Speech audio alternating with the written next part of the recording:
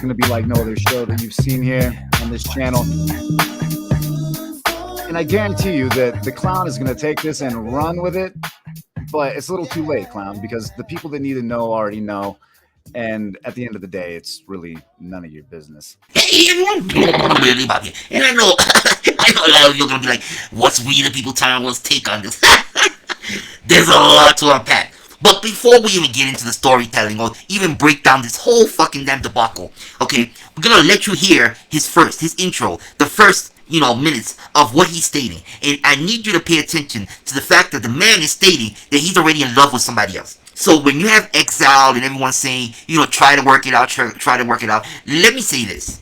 And it's going to be like crazy. Okay, let's take it for its face value. There is some suspicion as to why this is coming out, but that we'll discuss later on. But let's take it at its face value. Something is happening with Bird and his wife. Okay, so we can actually agree with Bird.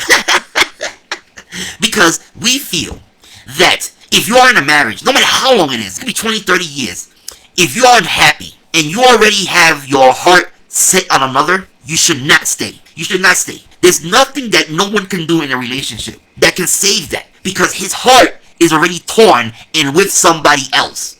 So if he stays, there's going to be some type of animosity. There will be something in his heart that will always be tugging at what if.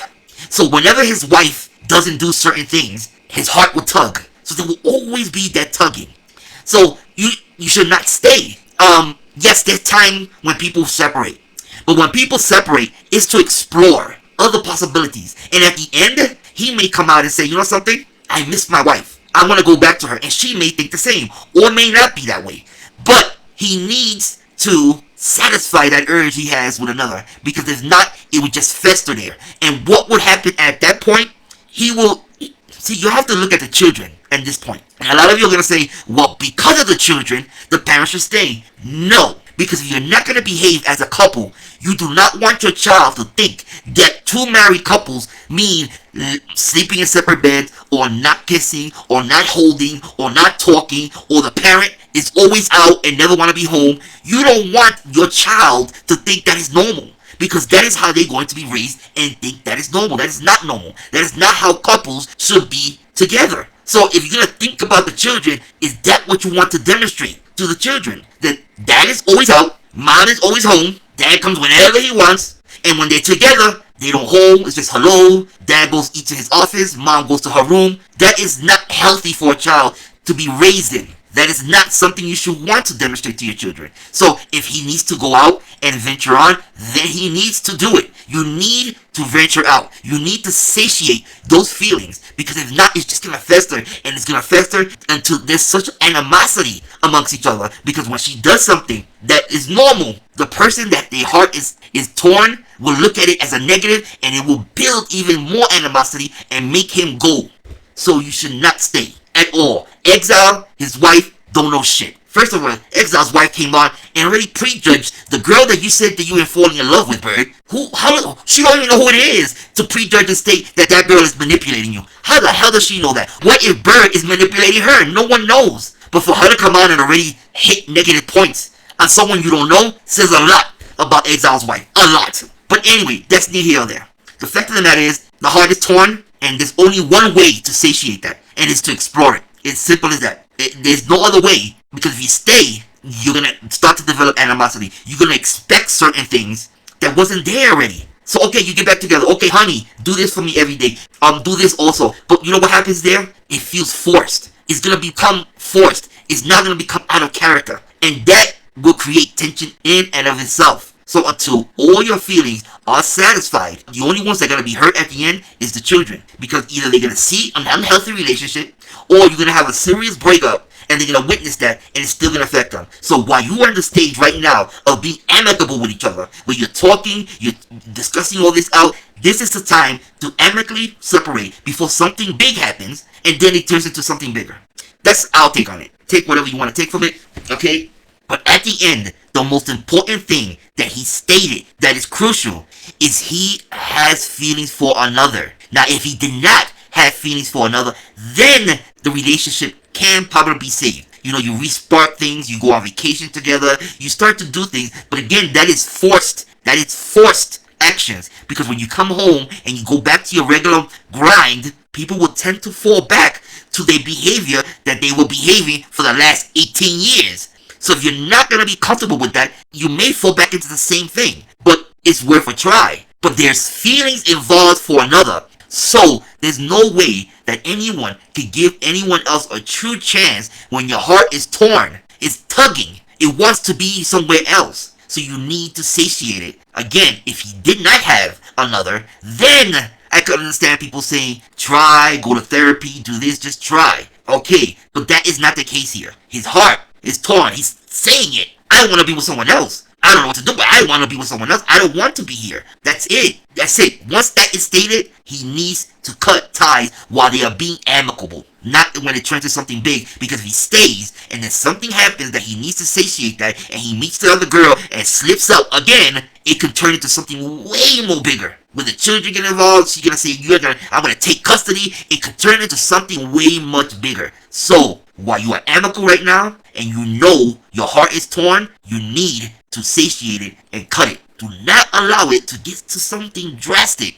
And that's what happens with a lot of marriages, is that they stay when they know they shouldn't stay. And then at the end, guess what happens? Visitations or no visitations. Or the one parent is going to want to take the other parent. Something big happens. But right now, you're not there. You at an amicable spot. Well, not anymore after they see this video. But anyway, before that, before she sees this video, you were in a good place. So take it however you want to take it, people. But let's be realistic. When the heart is torn, it's torn. It's not easy to back away. The only way that his heart can be untorn is if the other person fucks up. And he needs to experience that. He needs to experience that. Because if not, he will always think in his mind, what if? What if? And those what ifs can engulf a person's emotions. It is what it is. So, now, with that being said, we're taking it at face value there. But at the end, what he did, he tore his wife down and to the public.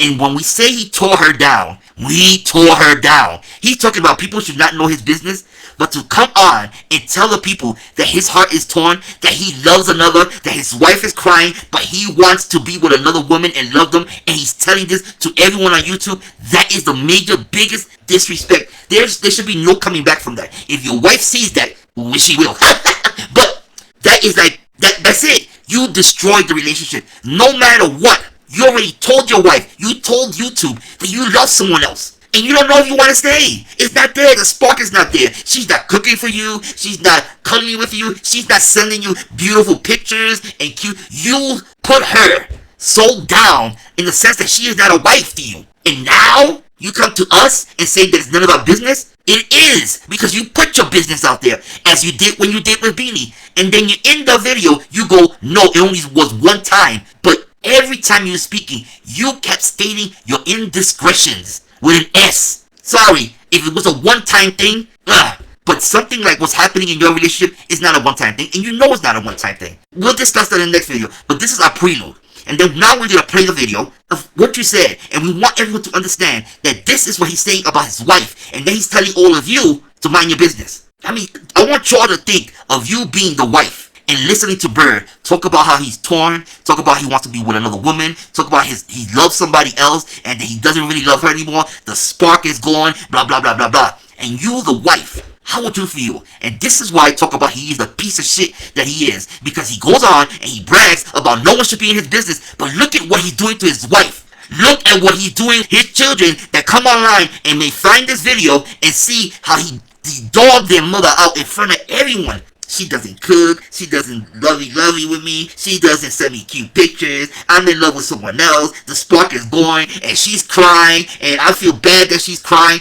Look how weak you made her. Look what you did to that woman, your wife, that you say you love, and that you don't want no one in your business about, but yet you bastard her like that. That is disgusting. Disgusting. That is the piece of shit that all of you on the panel talking about, and no one in your mind said, Bird, log off. This is not something for the world to be hearing. That's between them two. But then he gets angry when We the People Tyrants come out and says, look it, you a piece of shit. Now we're the bad guys. We're the bad guys for doing this. You tell that to his wife. Then when she hears that, you tell me what she's gonna think about what he said about her. For 2 fucking hours, he was defending the fact that he didn't want to be with her. Exile will stay. Other people stayed. He was like, I don't know, I'm torn, I'm this. The whole fucking lie was him saying, I don't want to be my fucking wife, and she's not good enough for me, and I love somebody else. Think about that when you fucking hear this. We'll get to the juicy parts later on. We're gonna say enjoy, but it's not something to enjoy. It's something to hear what this piece of shit did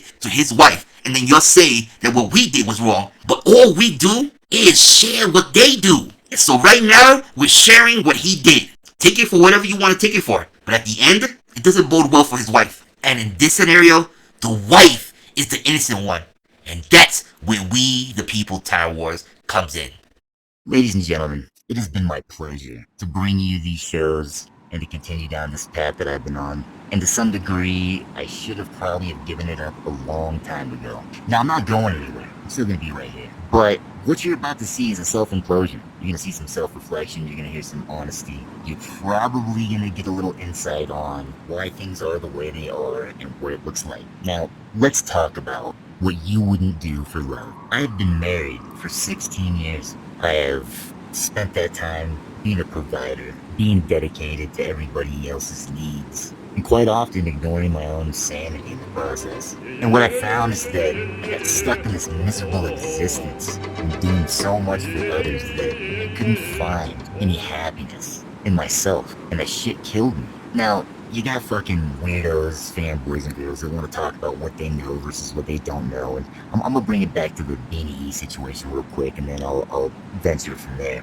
I found myself reaching out and making bad decisions at a time in my marriage because I was very distanced from my wife at the time, emotionally, right? Like, it's just, I wasn't getting what I needed to get out of my relationships here at home. That passion, the emotional connection, all those things, just kind of depleted for quite a time. And then I wound up having kids and so on, and I gotta say that, dude, children are absolutely the center of my world. It's why I'm still here in this home and in a relationship with my wife. And it is no fault that I had stepped out of my marriage in the sense that I engaged with a woman inappropriately in search of an emotional connection, in search of some type of reprieve, some type of passion that I was missing out on. And it was completely inappropriate because it was deceptive towards my wife, right?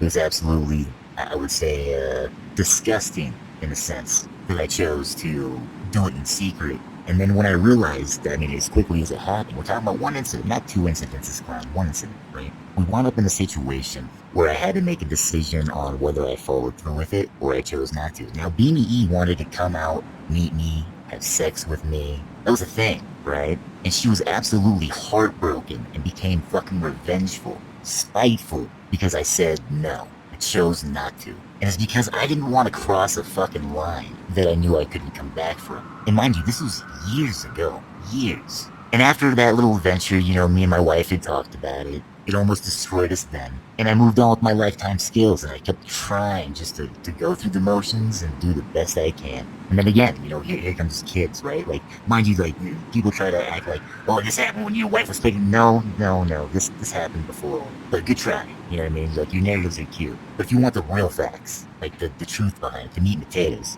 is that you got a lot of your information wrong. Now, you gotta realize that when this happened, I regrouped. I started to focus on everything that I thought would fix the problem. And I continued to make my YouTube streams, and I continued to go through the fucking motions of, having my fucking social time and, venturing off into the fucking distances of, social media to find the very things that I was still missing. The emotional connections, the passion, the similar interests in things. And this is widespread, right? And I met a lot of good people on the way. And then it started to happen to me again. I found myself in a situation where once again, I was unhappy with what I have going on here because all of the elements of a working and practical relationship I think at some point were tainted, right? It was tainted with the Beanie thing, but it was tainted before that, right? Like, as soon as that passion started to go away, as soon as that all started to wither, I found myself holding on to nothing more than dedication. And through that process, dude, I found myself in another position to where I started seeking that emotional connection with other people. And I met somebody that's incredible. We're talking about truly special, right? Like, truly fucking an immaculate person. They just fucking lit up my world in fucking ways that I hadn't been lit up in fucking years. And I can fill you full of fucking grandeurs and fucking ideas, and you guys can all, like, come up with your own fucking narratives around, how that went, what I did, where I did it, fuck, blah, blah, blah. This is the thing. You guys know nothing about anything, right? Like, you don't understand the dynamics of my life. You don't know what I've done versus what I haven't done. You don't know what I've refrained from doing versus what I've gotten myself into. But this is what I know, is that if you fucking sit here and you indulge around the same people long enough, you'll find that wherever you spend your time, your heart's bound to follow.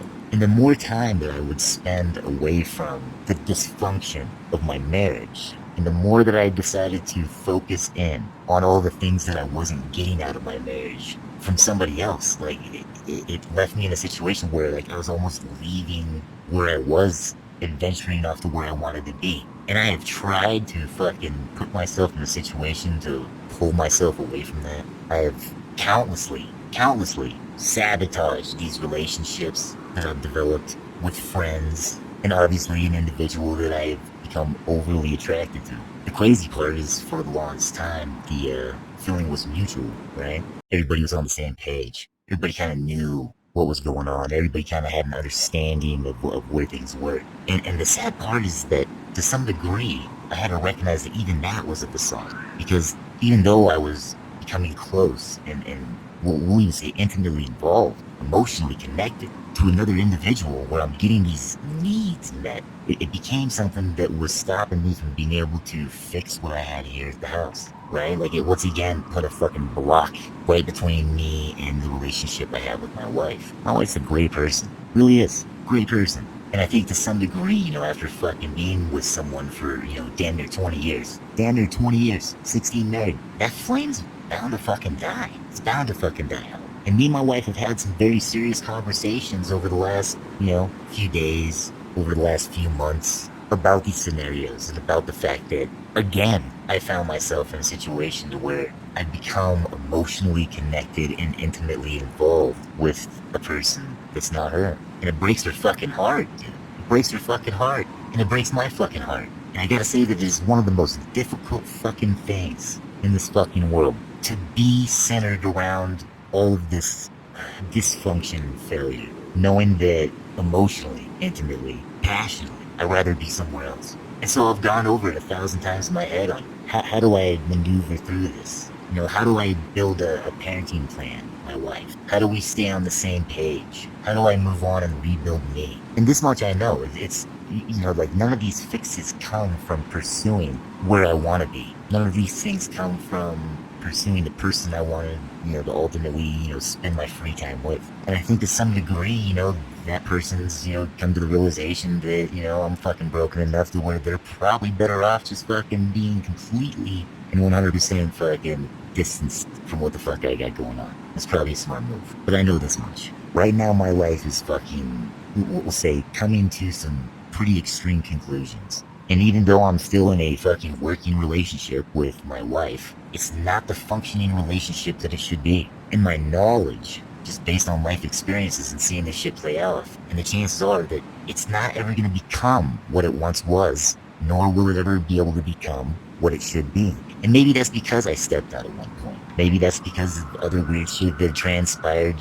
from the opposition. But no matter how you fucking cut and slice it, I know two things. I deserve a lot more than what the fuck I got. And not in the sense that I deserve more than a fucking wife and kids in a house, because, like I said, like, this is all crumbling around me. And not because of we the people, right? Like, we're talking about things that have been happening for many, many of years. Many of transgressions and arguments and, disinterest in each other's interests. But I can take accountability and say that these are my failures. Now, I can't find my happiness based on somebody else. You know what I'm saying? I can't find my happiness in somebody else. And so therefore, I continue to move and maneuver almost completely fucking solo and alone. And I've stayed on this path for quite a while. But it's really fucking hard to have your fucking heart in two places. It's incredibly difficult to express that to somebody that you're supposed to solely feel that way about.